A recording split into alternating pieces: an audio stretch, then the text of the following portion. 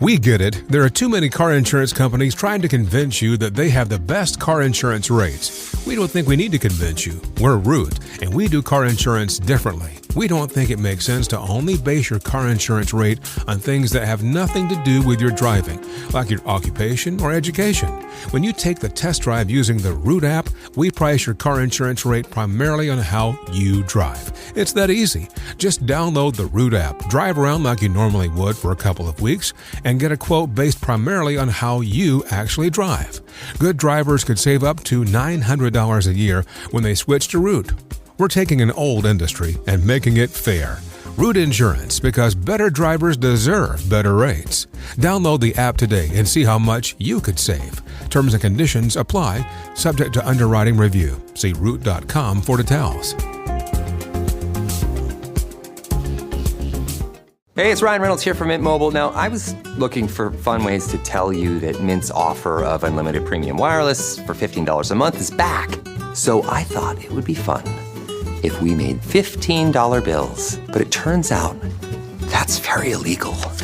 So there goes my big idea for the commercial. Give it a try at mintmobile.com/switch. Upfront payment of $45 for 3-month plan, equivalent to $15 per month required. New customer offer for first 3 months only. Speed slow after 35 gigabytes if network's busy. Taxes and fees extra. See mintmobile.com. Hey, this is Steve Covino from Covino & Rich. Toyota is moving toward a more sustainable future by giving you the freedom to choose from an incredible lineup of trucks, now available in both gas and hybrid models, including the legendary Tacoma and the powerful Tundra, both available with the iForce Max Hybrid powertrain, and backed by Toyota's legendary reputation for reliability.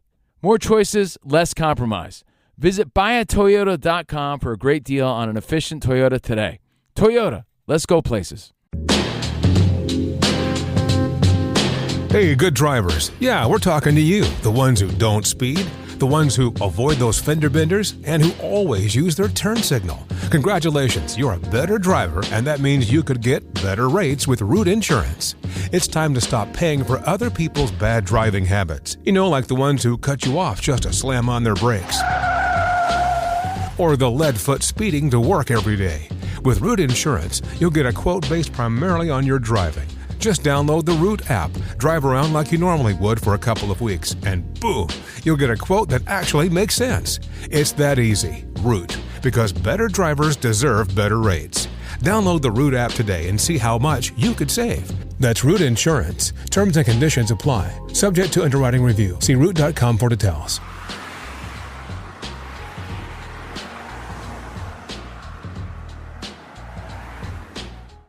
Tired of spills and stains on your sofa? Washablesofas.com has your back.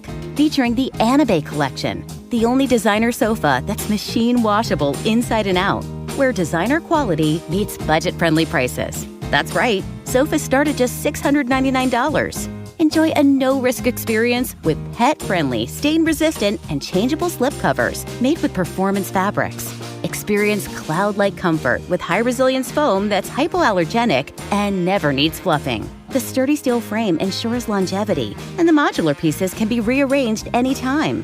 Check out washablesofas.com and get up to 60% off your Anabay sofa, backed by a 30-day satisfaction guarantee.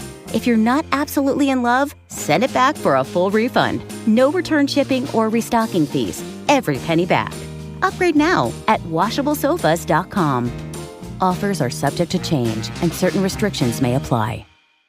Hey, this is Steve Covino from Covino & Rich. Toyota is moving toward a more sustainable future by giving you the freedom to choose from an incredible lineup of trucks, now available in both gas and hybrid models, including the legendary Tacoma and the powerful Tundra, both available with the iForce Max Hybrid powertrain, and backed by Toyota's legendary reputation for reliability. More choices, less compromise. Visit buyatoyota.com for a great deal on an efficient Toyota today. Toyota, let's go places. Bloomberg Audio Studios. Podcasts, radio, news. You're listening to the Bloomberg Balance of Power podcast. Catch us live weekdays at noon and 5 p.m. Eastern on Apple CarPlay and Android Auto with the Bloomberg Business app. Listen on demand wherever you get your podcasts or watch us live on YouTube. Pretty remarkable. Not a question allowed by reporters in the room. And as you can see on Bloomberg TV, there are a lot of them.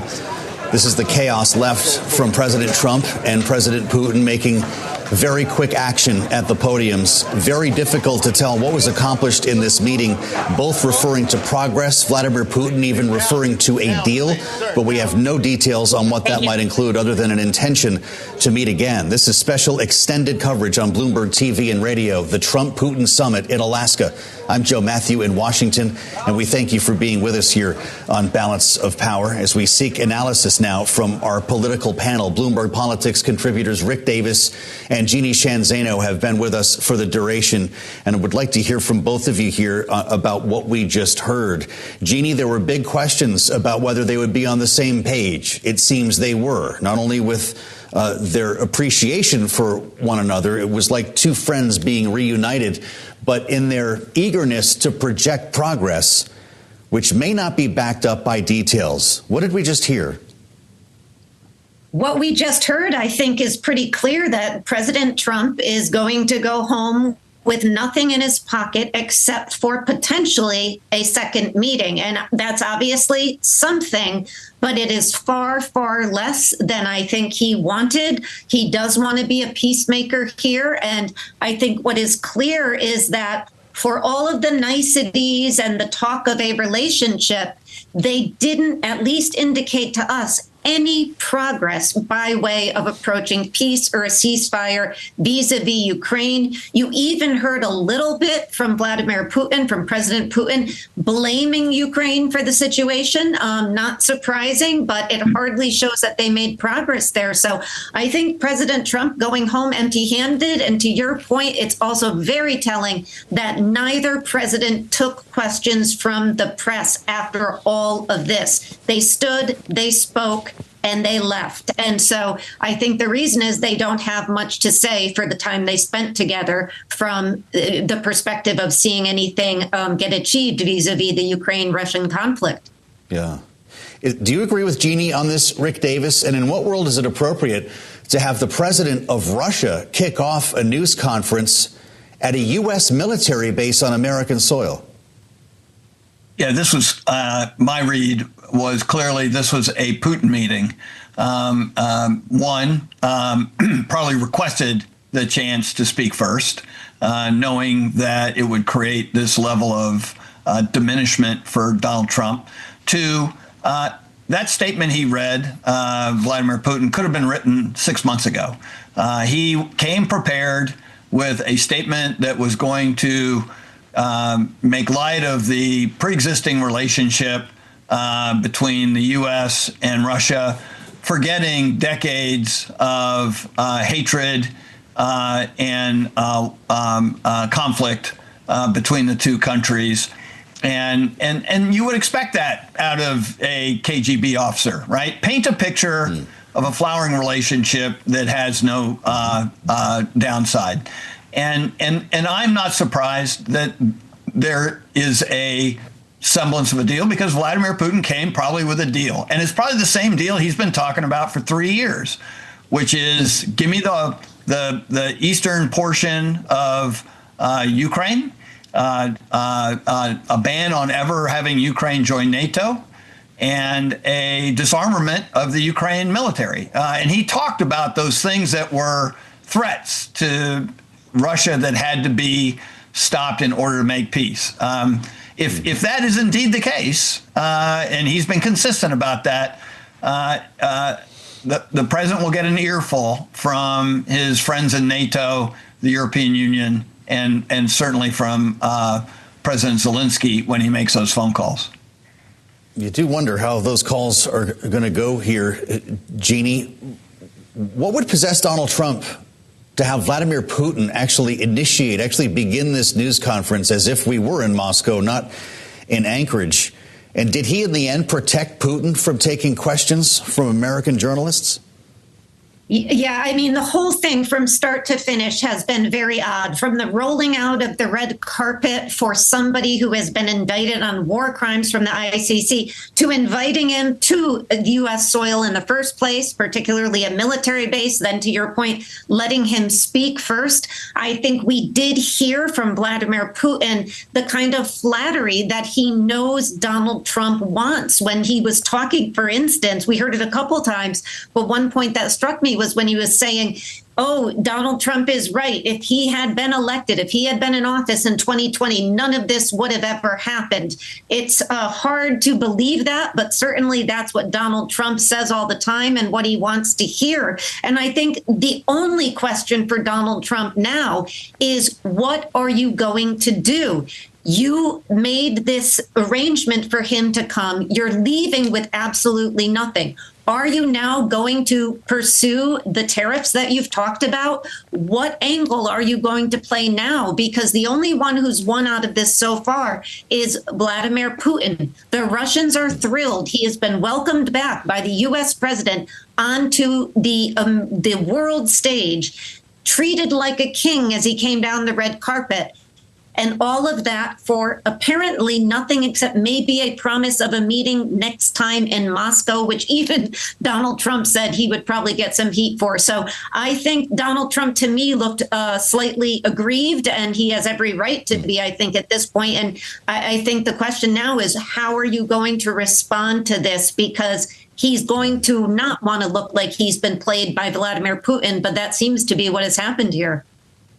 Certainly. Jeannie Shanzano and Rick Davis will stay with us as we add the voice of Bloomberg managing editor Kevin Whitelaw with me here in Washington. Kevin, this was remarkable, and we appreciate your insights on what European leaders might make of this. First, they see Vladimir Putin open the news conference. Then no questions are taken, a reference to a deal, no details, not even a date to meet again.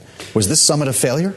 I mean, look, it's going to take a while to understand what Putin meant when he said agreement, right? Yeah. And so, Trump is getting on the phone, and we expect that he's going to be briefing the Ukrainians and some Europeans on what exactly happened. So the real question we'll have to answer in the next hours was there anything of substance here? And he just wanted to be able to brief the allies first. Yes. Unclear whether that's the case or not. We'll allow for that. So we're going to have to be looking into that. But obviously, that's what everyone's been nervous about across Europe, and particularly in Ukraine, is what might Trump give away? What might he concede?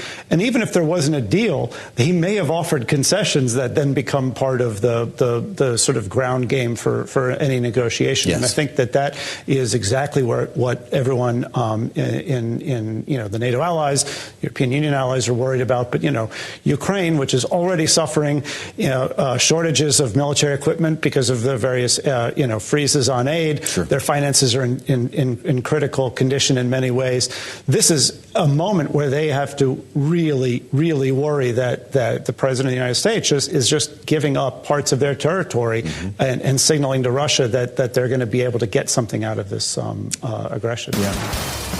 Stay with us on Balance of Power. We'll have much more coming up after this.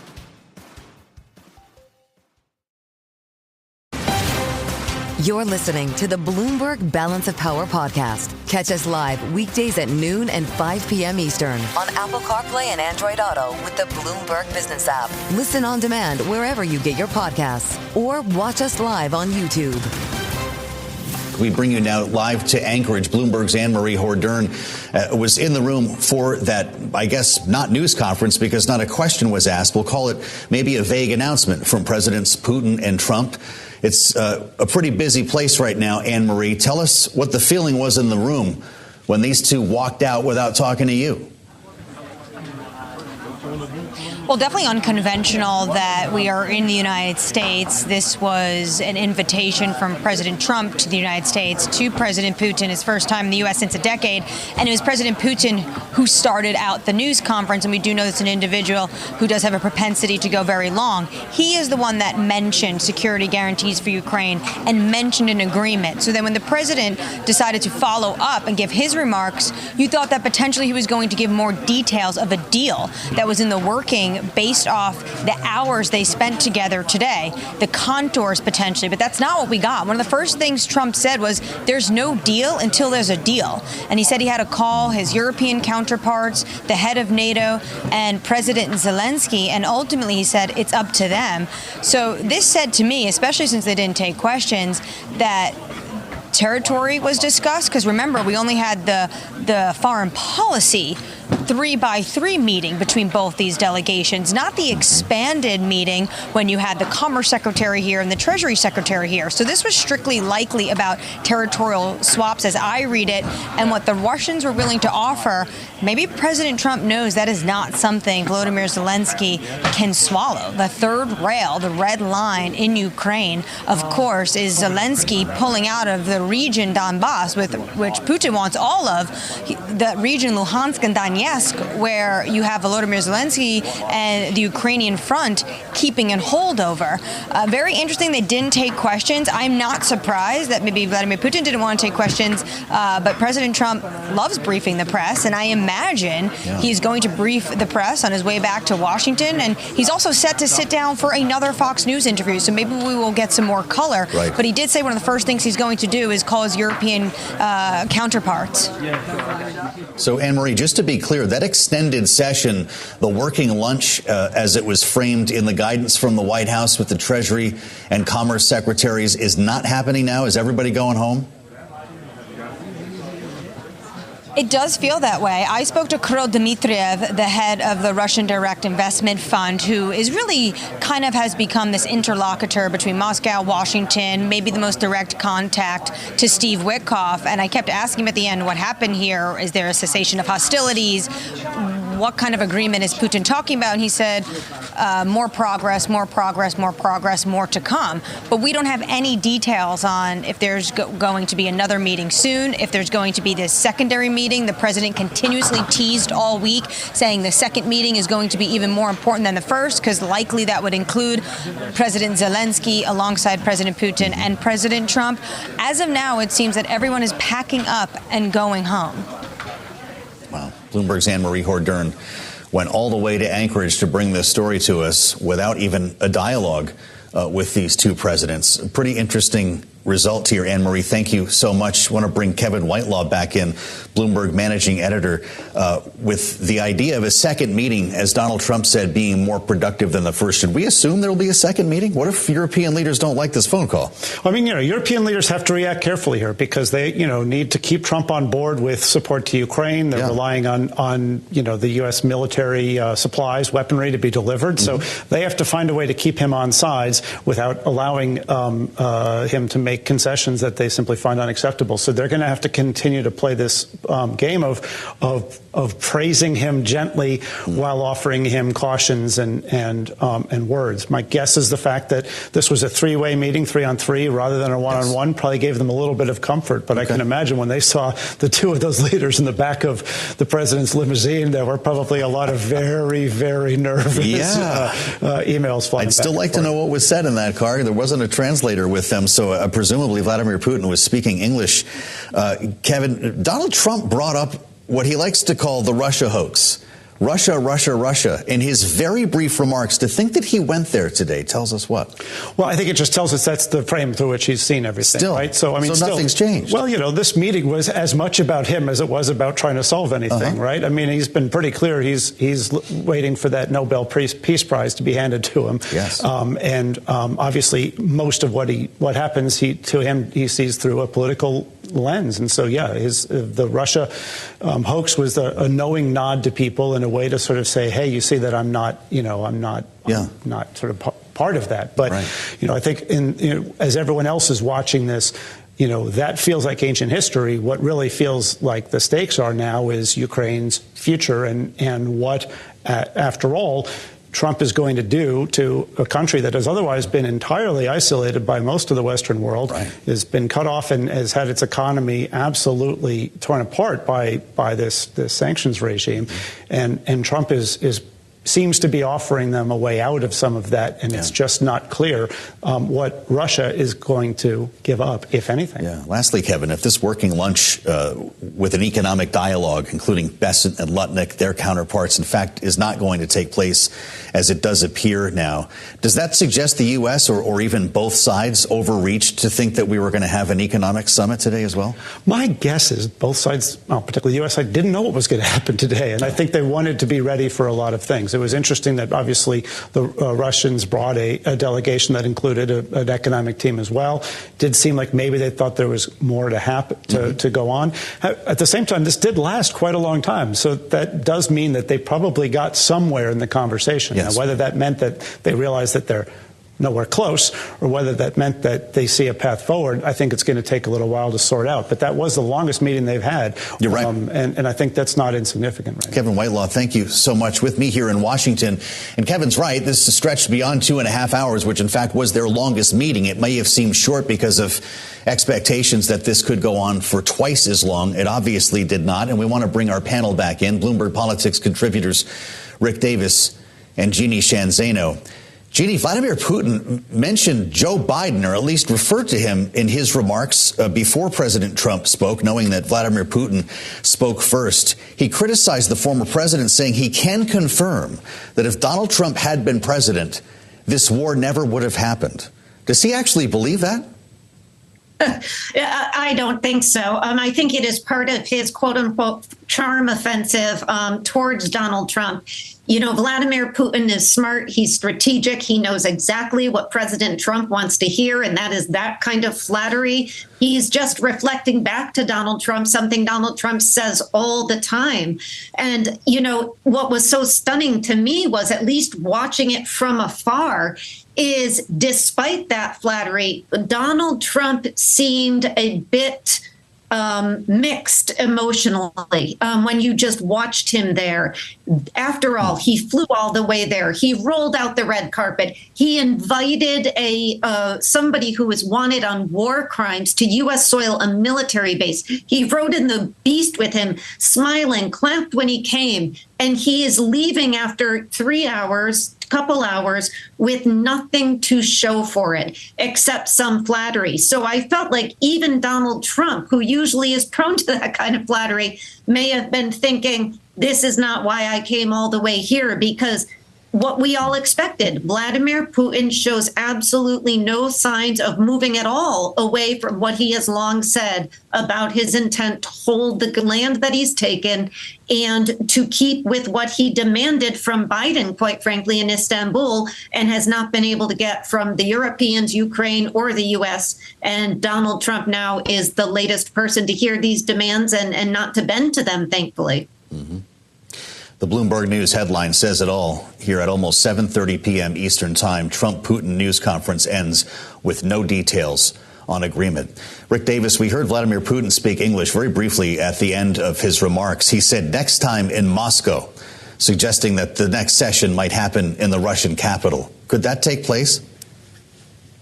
Well, if there is a universal peace between Russia and Ukraine that preserves Ukraine's sovereignty and independence, sure, yeah, why not, right? I mean, but that's likely to happen never. The reality is we've just got to, realize that Vladimir Putin is a trained KGB agent who uses every element of, subterfuge to disable his opponent. And in this case, let's not be kidding ourselves. Donald Trump is his opponent. The real test is going to be tomorrow morning when we wake up, have missiles flown from Russia to the Ukraine, killing more Ukrainian people, have drones flown over the capital of Kyiv, attacking innocent civilians, has the ground troops continued an offensive, in threatening the eastern Ukraine. I mean, that's going to tell us where this deal stands. And if that happens, I think Donald Trump puts himself in a position to have to then start answering questions about what was agreed to, because it didn't seem to shape the battlefield. So, Jeannie, will Donald Trump regret the red carpet and the limo ride? I I think he is going to. Donald Trump said on the campaign trail he'd resolve this in 24 hours, I think it was. He said it over 50 times. He deeply believed they had a connection. And he went all this way with this summit today, rolling out the red carpet, only to really, I think he probably feels inside, be made something of a fool of, because there was nothing coming out of it. And that's why most leaders of the U.S. and other countries don't go into these summits with nothing to show for them.